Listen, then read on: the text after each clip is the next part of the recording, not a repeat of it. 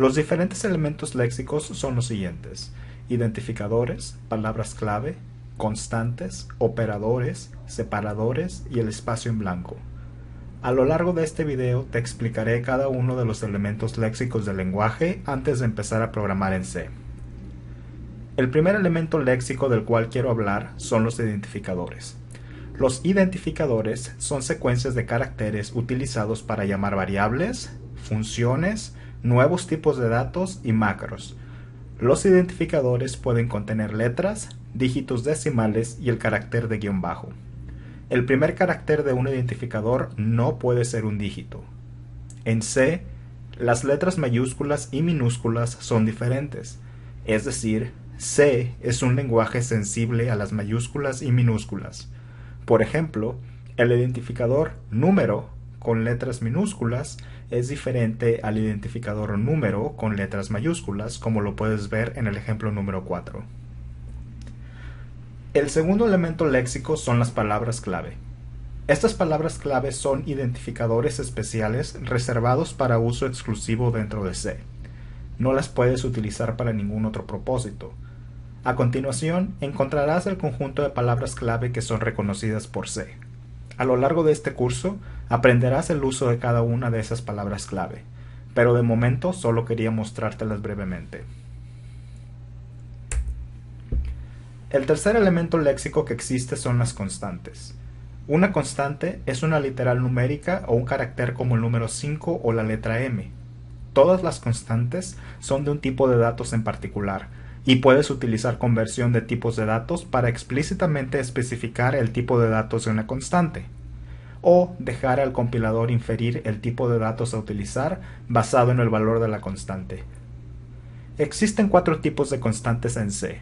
A continuación, veremos los diferentes tipos de constantes: constantes de números enteros, constantes de caracteres, constantes de números reales y constantes de cadenas de texto. Una constante de números enteros es una secuencia de dígitos con un prefijo opcional para determinar la base del número.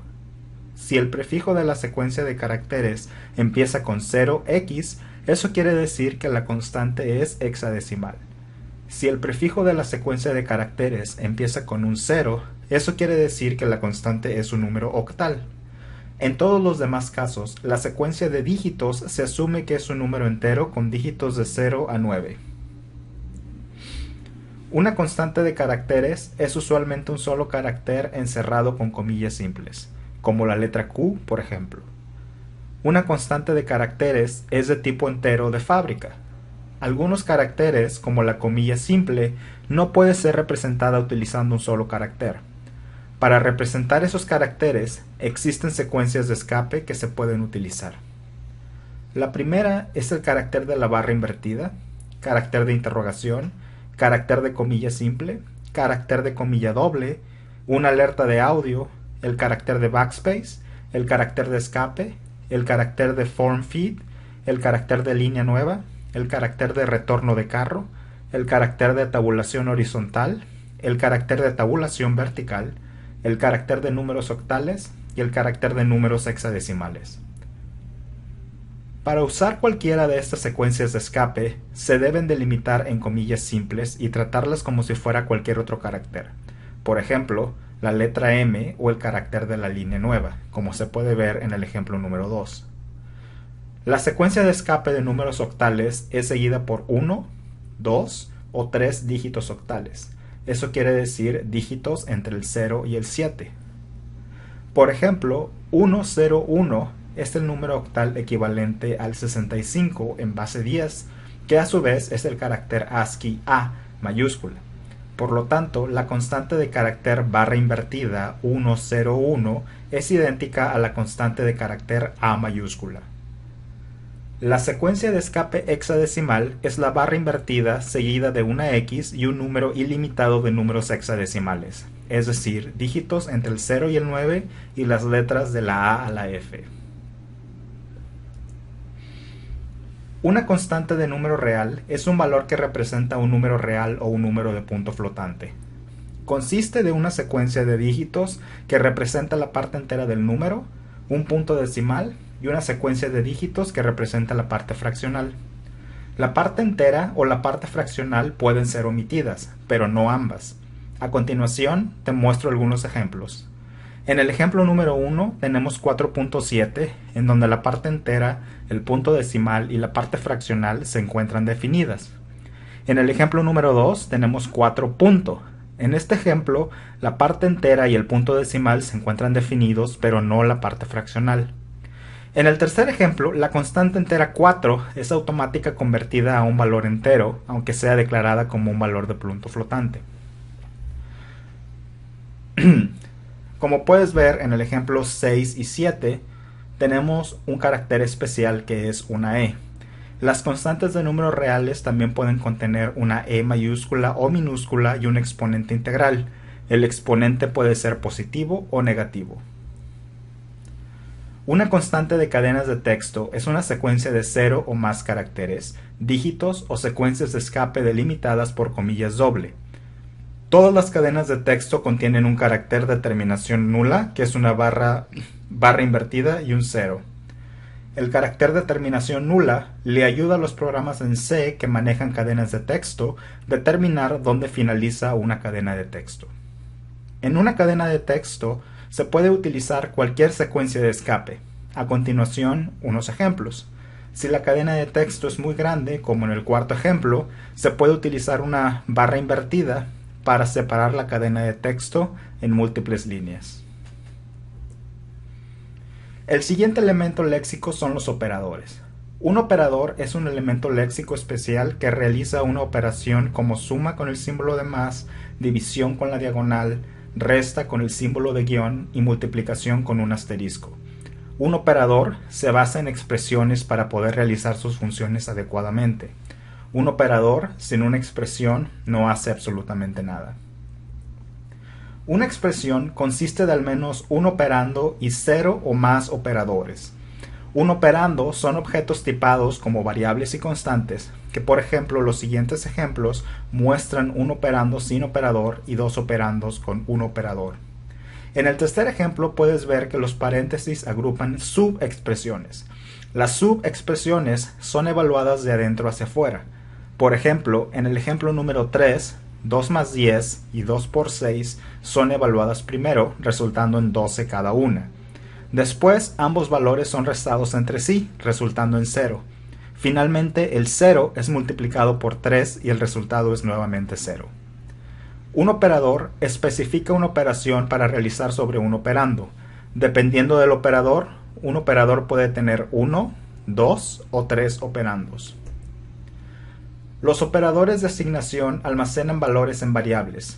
C provee con diferentes variaciones de operadores de asignación. El operador estándar de un símbolo de igual simplemente almacena el valor del operando derecho en la variable especificada en el operando izquierdo.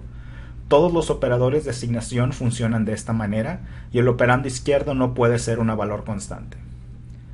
Los operadores de asignación compuesta, mostrados en pantalla, son operadores que realizan una operación sobre ambos operandos e inmediatamente después asignan el valor al operando izquierdo.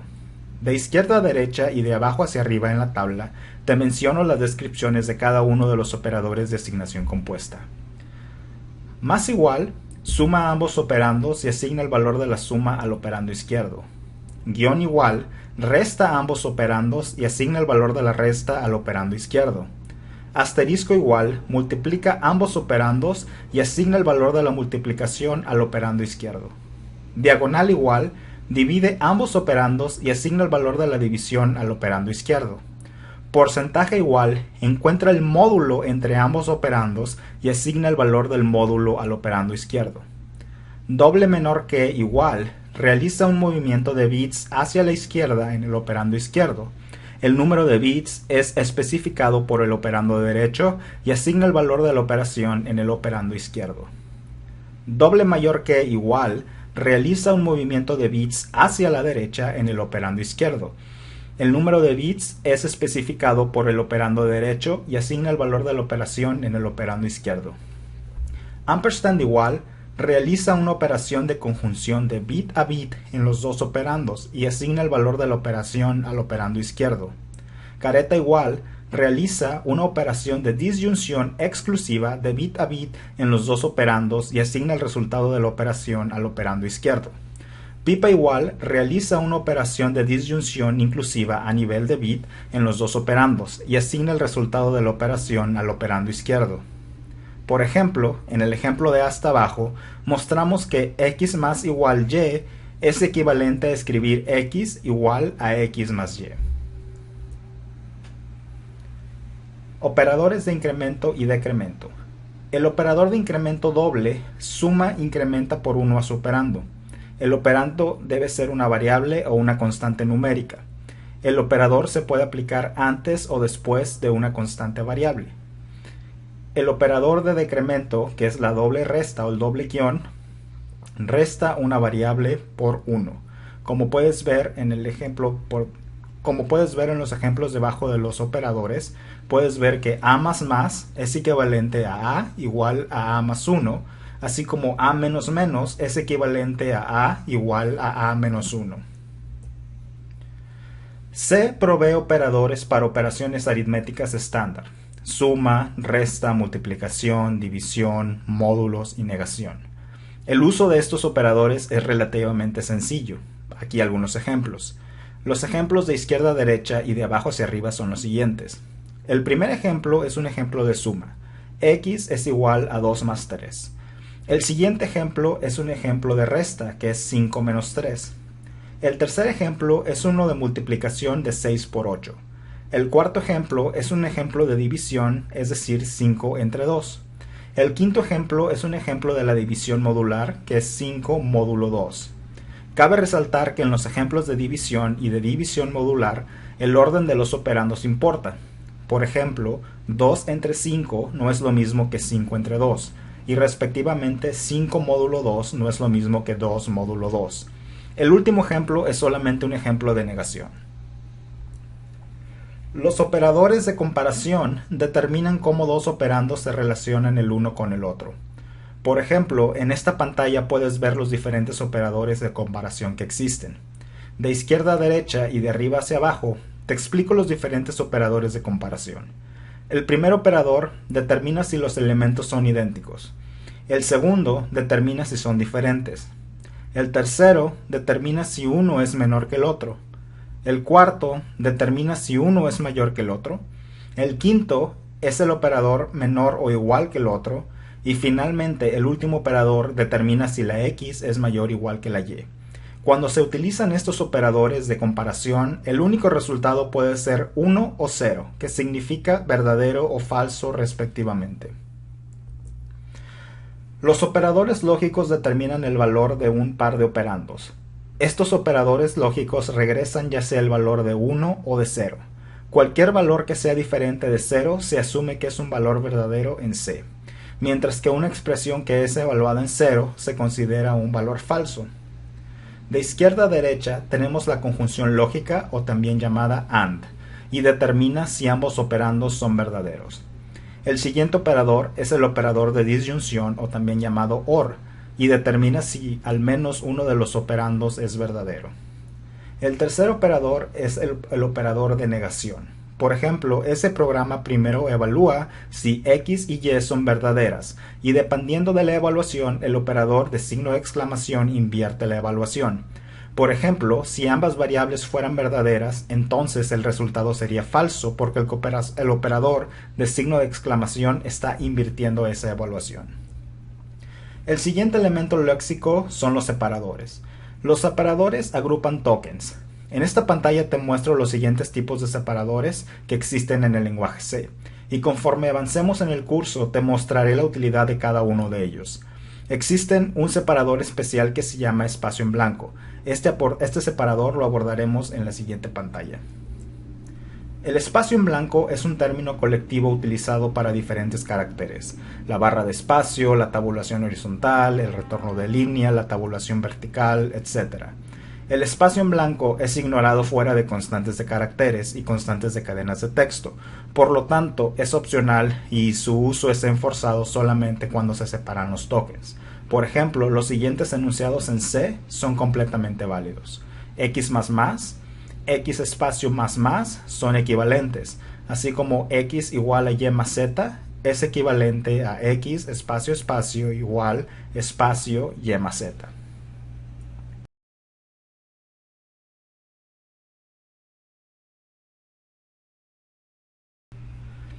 Cada variable en C tiene un tipo de dato asociado.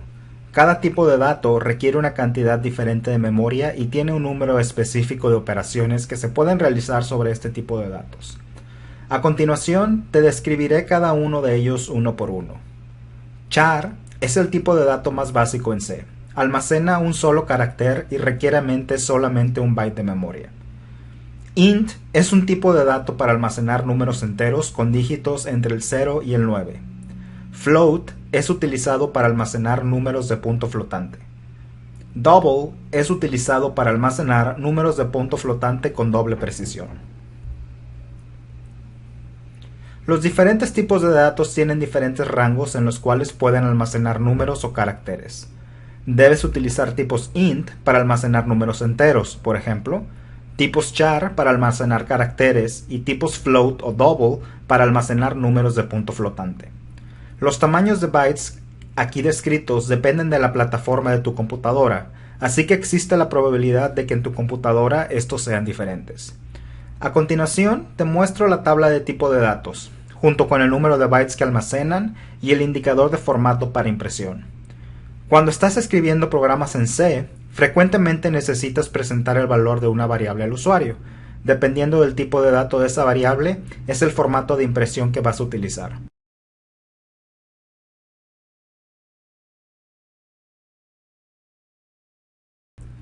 Primero que nada, ¿qué es una función? Una función es un bloque de código que te permite separar partes de tus programas en segmentos que tengan un goal en común. Para escribir una función, debes crear una definición de función. A continuación, veremos cómo escribir definiciones de funciones. Para escribir una definición de función, hay que especificar qué es lo que hace una función exactamente. La definición consiste en declarar información acerca de la función en sí, cosas como el tipo de la función, el nombre de la función, los parámetros y sus tipos de datos que la función acepta y naturalmente el conjunto de instrucciones que forman parte de la función. Como puedes ver en el ejemplo de arriba, tengo un poco de pseudocódigo acerca de cómo se debe declarar una función en C. Por ejemplo, la función sumar, mostrada en pantalla, es un ejemplo de función válida en C. Al final del cuerpo de la función sumar, podrás notar que existe una palabra clave llamada return. Esta instrucción le dice a C que debe terminar la ejecución de una función y regresa el control al programa que la llamó la función. Cuando se utiliza return dentro de una función, la instrucción return debe regresar una constante o una variable que concuerde con el mismo tipo de dato que la función en sí. Por ejemplo, el programa en rojo es erróneo porque la función es declarada como int, pero la función está regresando un número de punto flotante. Si tu función no regresa ningún tipo de valor, entonces el tipo de dato de la función debe ser la palabra void, como se muestra en pantalla. Si necesitas interrumpir la ejecución de una función void, puedes utilizar la instrucción return, pero sin pasar ningún argumento, como se muestra en el ejemplo de abajo a la derecha. Los parámetros de una función puede ser cualquier expresión, un valor literal, una variable, una dirección de memoria o expresiones más complejas. Dentro del cuerpo de una función, el parámetro es una copia local del valor que se pasó a la función.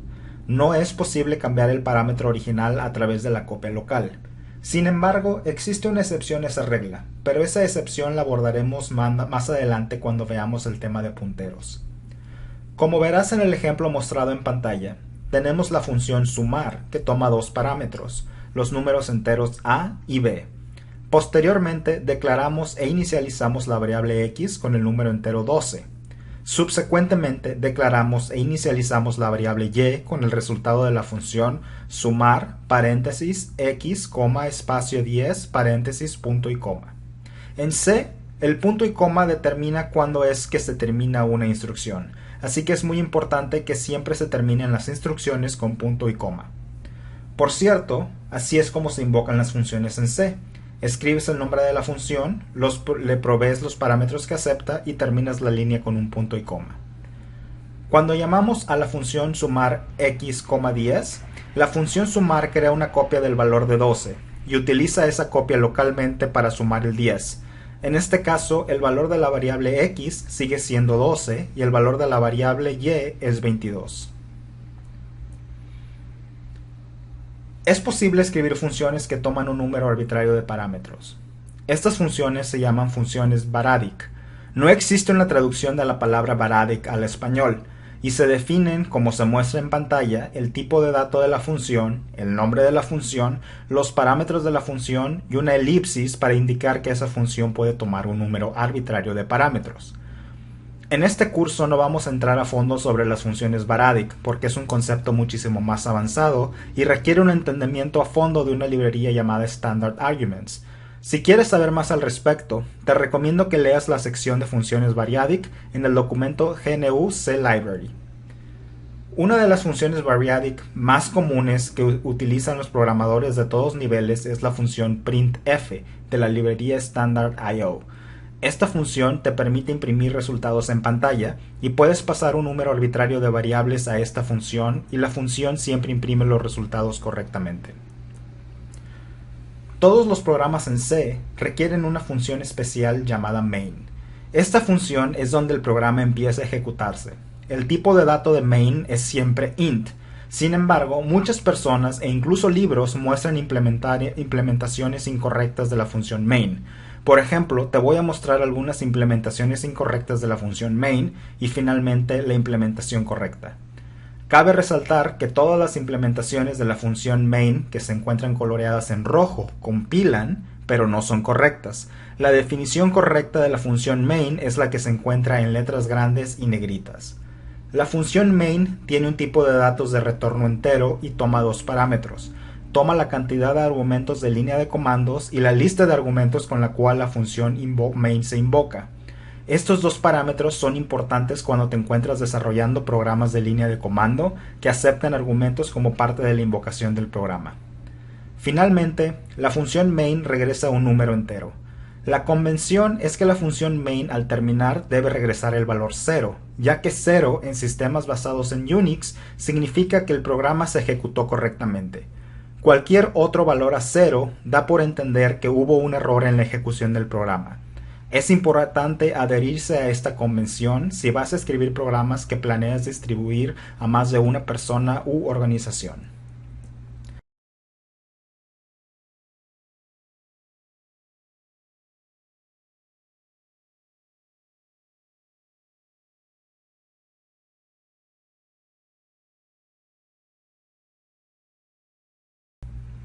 Un programa en C puede existir en un solo archivo de texto. Sin embargo, cualquier programa medianamente complejo debe consistir de varios archivos de cabecera y archivos de código fuente. Por convención, los archivos de cabecera en C tienen la extensión .h, y estos archivos contienen declaración de variables y funciones. Y los archivos de código fuente, que tienen una extensión .c, contienen las definiciones correspondientes.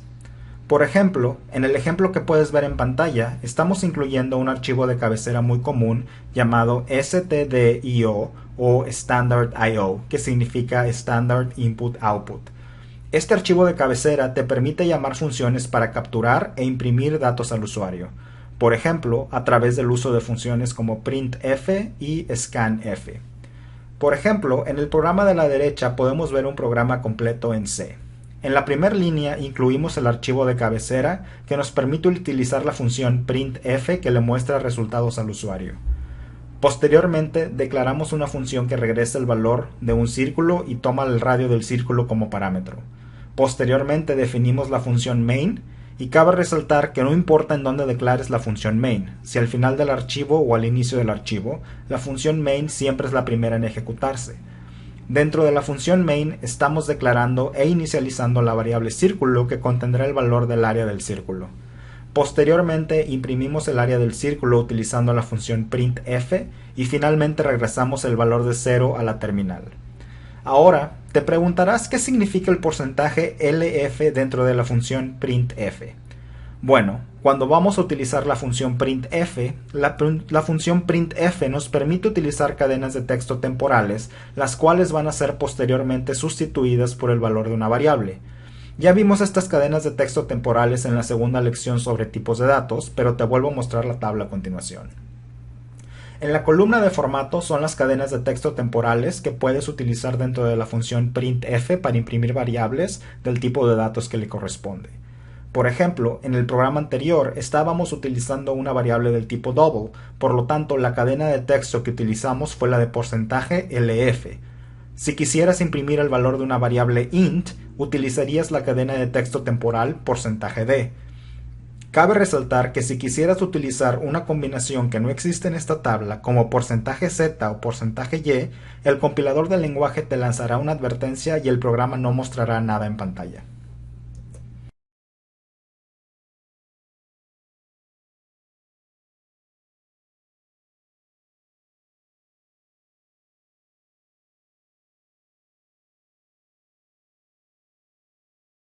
Te voy a enseñar cómo utilizar la instrucción if en C. La primera instrucción que te quiero mostrar es la que te permite evaluar condicionalmente bloques de código dependiendo si la evaluación dentro de la instrucción if es falsa o verdadera. Como mencioné en el módulo de funciones, la función main acepta dos parámetros. argc siempre tiene el valor de 1, así como argv siempre tiene un elemento. argc determina el número de argumentos que se le pasaron al programa durante la invocación. argv contiene esos elementos. El primer elemento siempre va a ser el nombre del programa. El primer elemento siempre va a ser el nombre del programa. En este programa estamos determinando si el programa fue invocado con parámetros o sin parámetros. Como puedes ver en pantalla, estoy utilizando la instrucción if, espacio, paréntesis, los paréntesis son muy importantes, y estoy determinando si argc es idéntico a 1. Si es idéntico a 1, entonces vamos a imprimir en pantalla que el programa fue invocado sin parámetros. De lo contrario, eso quiere decir la palabra else, el programa va a imprimir programa invocado con parámetros. Guardamos este programa y regresamos el valor 0. Guardamos este programa, lo compilamos y lo ejecutamos. Bueno, antes de ejecutarlo quiero mostrarte que una vez que compiles el programa, en el sistema de archivos vas a encontrar dos archivos. Vas a encontrar el archivo fuente, que en este caso es test.c, y el archivo binario, que en este caso es a.out. El archivo binario es el que vamos a ejecutar para encontrar los resultados de este programa. Entonces corremos a.0out y dice el programa fue invocado sin parámetros. En este caso, si quiero pasarlo con 2, 3 o 4 parámetros, el programa me dice el programa fue invocado con parámetros. Existe una estructura un poco más compleja de if, y esta es la de if-else. If-else te permite poner múltiples condiciones dentro del mismo código condicional. En este caso estamos determinando si argc es idéntico a 1, entonces el programa fue pasado sin argumentos. Si argc es idéntico a 2, eso quiere decir que el programa fue pasado con un argumento. Y de lo contrario, si no es ni 1 ni 2, entonces eso quiere decir que el programa fue invocado con más de un argumento. Y regresamos el valor de 0. Compilamos el programa nuevamente, lo corremos y dice solamente sin argumentos. Solamente un argumento y más de un argumento. Ahora, lo importante de regresar 0 cuando termina la función main es que en sistemas Unix y GNU Linux este valor de retorno se utiliza para determinar si el programa fue exitoso o no, y la manera de determinarlo es utilizando una variable especial. Si quieres saber el valor de esa variable especial, en tu shell lo único que tienes que hacer es escribir echo, símbolo de dólar y símbolo de pregunta, y te regresa el valor 0. Eso quiere decir que el programa inmediatamente anterior que se ejecutó con éxito. Si en este caso lo fuéramos a cambiar por un valor 100, por ejemplo, el compilador no va a tener ningún problema si regresas un valor 100. Si lo ejecutas, no hay ningún problema que regreses un valor 100. Sin embargo, cuando encuentres el último código que se regresó del programa, te va a decir que es el valor 100. Y en el sistema Unix y Linux, eso es un error de código, eso es un código de error, no un código de éxito. Entonces es muy importante que si tu programa terminó exitosamente, tienes que regresar un código 0. Vamos a compilarlo nuevamente. Vamos a correrlo. Encontramos el código y el código es 0. Sin más por el momento, esta es una introducción a la estructura, a la instrucción if, de cómo se utiliza en el lenguaje C. En esta lección te voy a enseñar cómo utilizar la instrucción switch en C. Switch es una instrucción que te permite evaluar una sola variable en contra de diferentes casos. En este caso estoy evaluando la variable argc que viene de fábrica con la función main. Argc cuenta el número de argumentos con la cual el programa fue invocado. En este caso quiero determinar si el programa fue invocado con un argumento o sin argumentos. Entonces esta es la sintaxis de la instrucción switch. Vamos a escribir la palabra switch, espacio, abrimos paréntesis y dentro de los paréntesis vamos a poner la variable la cual vamos a evaluar. Después vamos a abrir llaves y vamos a escribir la palabra case, espacio y después tenemos que poner un número entero. Esto nada más funciona con variables o con números del tipo int y después de eso vamos a poner dos puntos. Vamos a dar un enter y dentro del enter vamos a hacer una indentación adicional y vamos a poner el número de instrucciones que se van a ejecutar en dado caso de que ese caso sea verdadero. En este caso, si el programa fue llamado sin argumentos, vamos a imprimir la palabra sin argumentos y después vamos a escribir la palabra break. Break le indica a switch que a este punto que llega la ejecución del programa es en ese punto donde se detiene el switch y continúa con las siguientes instrucciones fuera de la llave de cerrado. En dado caso de que case 1 sea falso, inmediatamente invoca case 2 y lo evalúa. Si argc es idéntico a 2, entonces imprime un argumento y termina la ejecución del programa switch. Vamos a compilar este programa. En este caso mi programa se llama test. Y primero vamos a ejecutarlo normalmente y me dice sin argumentos porque no lo invoqué con ningún argumento. Ahora si lo invoco con un argumento, me dice que lo invoqué con un argumento. Ahora, ¿qué pasa si lo invoco con dos argumentos? No pasa absolutamente nada. Lo que podemos hacer es que podemos especificar un caso de fábrica, un caso default. En dado caso de que ninguno de los argumentos de arriba se cumplan, este argumento siempre correrá. Entonces en este caso puedo decir más de un argumento. Break. Compilamos el programa nuevamente. Sin argumentos, un argumento, más de un argumento. Algo que cabe resaltar es que default no necesariamente tiene que venir al final del programa. También puede ser al principio del programa y a C no le interesa en lo absoluto.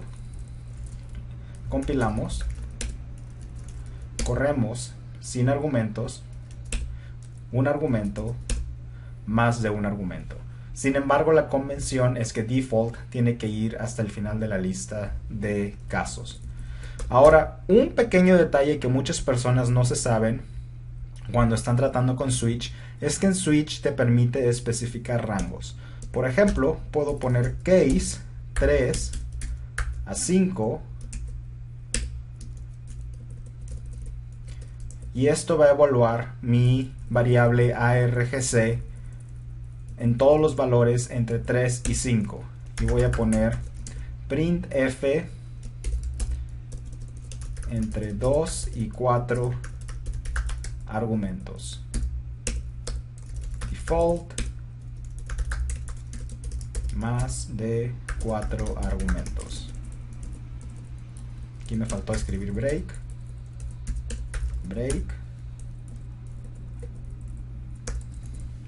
Compilamos nuevamente sin argumentos, un argumento entre 2 y 4 argumentos entre 2 y 4 argumentos, entre 2 y 4 argumentos, más de 4 argumentos. Como puedes ver, este rango fue ejecutado este rango fue ejecutado 3 veces. Este es un pequeño truco de switch que muchas personas no se saben. En lo personal, yo no le he encontrado mucha utilidad. Nunca lo he utilizado en código de producción. Sin embargo, sé que es una opción cuando estás escribiendo un switch. La otra cosa que quiero llamar tu atención es que la instrucción break no es necesaria, pero es una instrucción que le permite decir a switch que ahí es donde termina el programa. Y cuando me refiero a que no es necesaria, es que si omitimos la instrucción break, lo que va a suceder es que switch va a ser un follow through. Por ejemplo, si argc es igual a 1, imprime printf, pero después no evalúa si es igual a 2, sino que imprime el siguiente printf. Y luego va a imprimir el siguiente printf hasta que encuentre la instrucción break. Vamos a demostrar este comportamiento.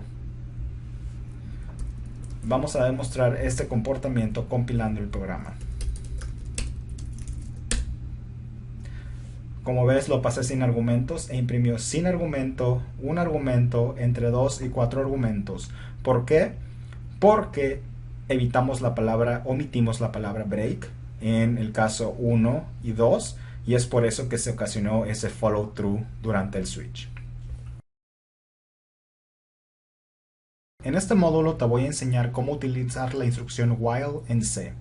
La instrucción while es una de las instrucciones de iteración muy sencillas para utilizar en C.